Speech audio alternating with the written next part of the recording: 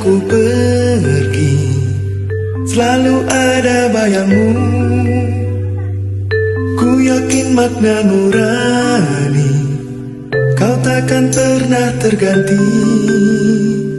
Saat lautan kau seberangi, janganlah ragu bersaung. Ku percaya hati kecilku, kau takkan berpaling.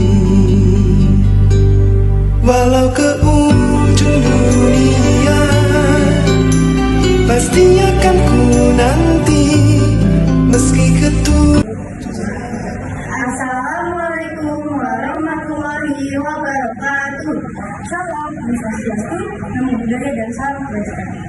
Halo teman-teman semua, gimana nih kabar kalian? Semoga kalian sehat dan dilindungi dari semua barang bahaya ya. Tak kenal maka saya. Maka biar saya perkenalkan, nama aku Lutfi Kurniasa dari SMA Negeri 69 Jakarta. Tapi aku nggak sendirian nih, aku ditemenin sama teman aku yang kece banget.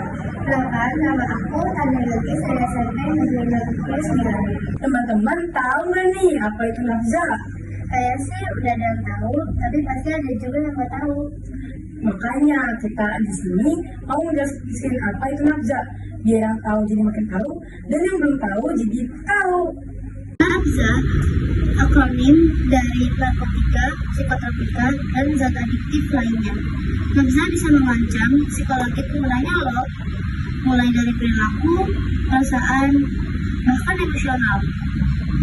Sebenarnya, nafza memiliki dua sisi yang berbeda, satu sisi positif dan satu sisi negatif. Sisi positif dari nafza bisa digunakan untuk terapi, salah satunya morfin. Morfin digunakan untuk meredakan rasa nyeri. Sebenarnya, karena efek dari nafza yang dapat meningkatkan stamina dan menghalusinasi, nafza jadi sering disalahgunakan oleh beberapa orang. Nafza memiliki resiko dan manfaat juga bagi penggunanya, tergantung seberapa banyak dan cara penggunaannya. Salah satu aspek dari nafza yaitu narkotika. Narkotika adalah zat atau obat alami atau sintetis. Nafza memiliki banyak sekali contohnya, tapi salah satunya seperti kokain, ganja, dan sabu. Di Indonesia sendiri dilarang keras terjadinya kegiatan jual beli narkotika karena narkotika di Indonesia itu ilegal. Tapi masih banyak orang yang melanggar peraturan, bahkan menggunakan narkotika seenaknya. Tapi yang melanggar peraturan bukan hanya orang dewasa loh, tetapi anak di bawah umur juga mulai menggunakan narkotika. Ke Bangka Belitung, saudara, 3 orang pengedar narkotika jenis sabu ditangkap di Pangkal Pinang, Kepulauan Bangka Belitung. Mirisnya, 1 diantaranya masih di bawah umur. Penangkapan ketiga pelaku dilakukan di 2 tempat yang berbeda. 2 pelaku berinisial M dan S diamankan di kediaman mereka.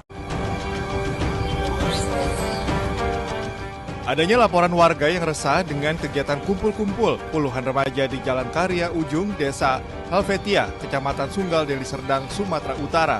Tim penindak kejahatan jalanan Polrestabes Medan mengamankan sebanyak 79 orang anak remaja dan 45 sepeda motor. Untuk menghindari aksi tawuran yang sering terjadi, tim penindak kejahatan jalanan Polrestabes Medan dibentuk untuk menindaklanjuti cepat pengaduan warga.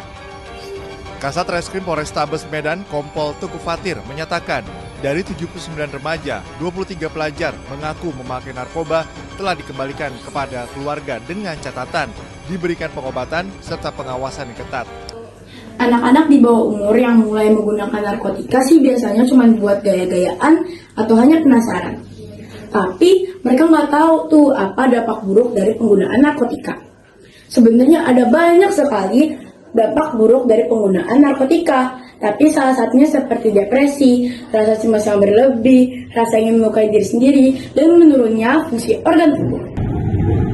Bahkan penyalahguna narkotika bisa saja dipenjara, yang sesuai dengan pasal 127 Undang-Undang Narkotika, yang berbunyi mengatur hukuman bagi penyalahguna narkotika golongan 1, 2, dan 3.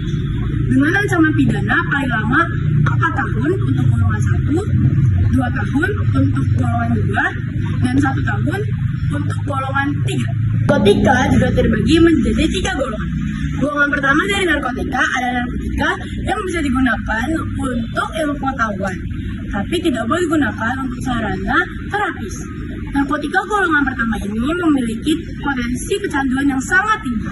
Contoh dari narkotika golongan pertama adalah kokain, ganja, dan juga heroin. Golongan kedua dari narkotika adalah narkotika yang bisa digunakan untuk sarana terapis dan juga ilmu pengetahuan.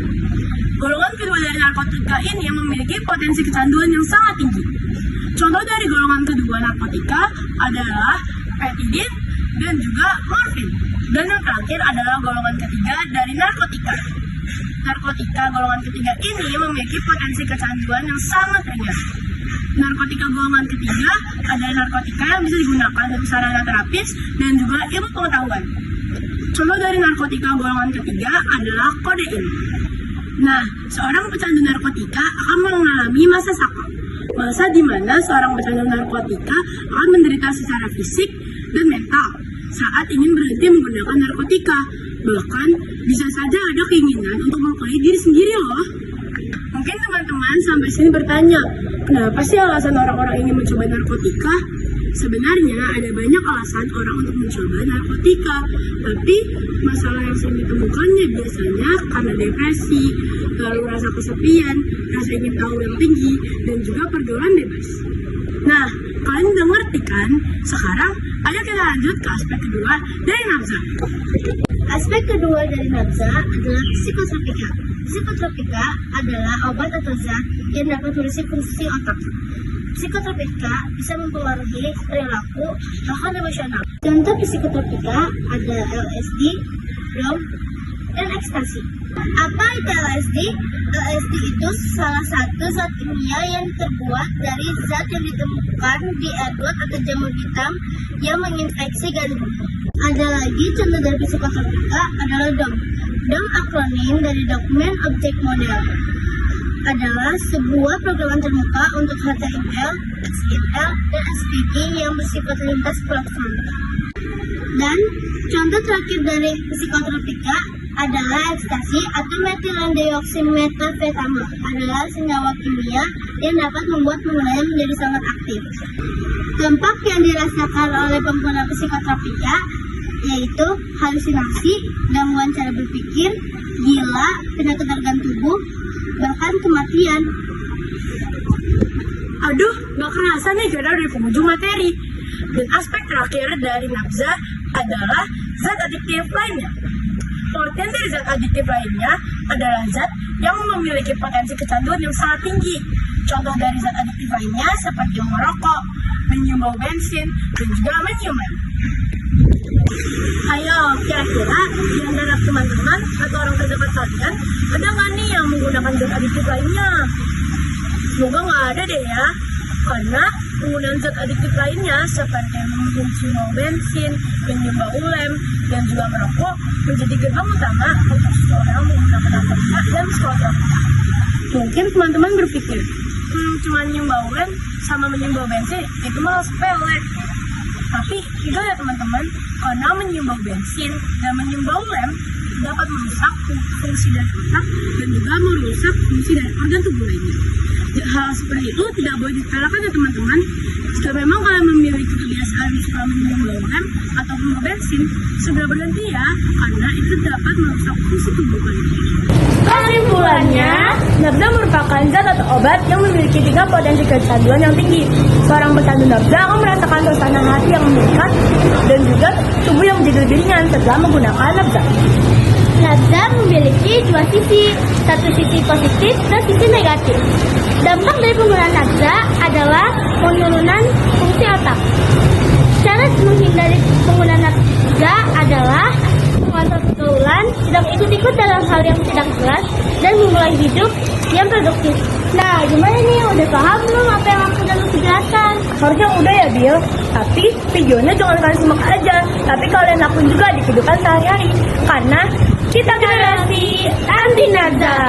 Sekian dari kami, semoga bermanfaat. Maaf ya jika ada salah kata, karena kita manusia, bukan nabi. Terima kasih. Wassalamualaikum warahmatullahi wabarakatuh.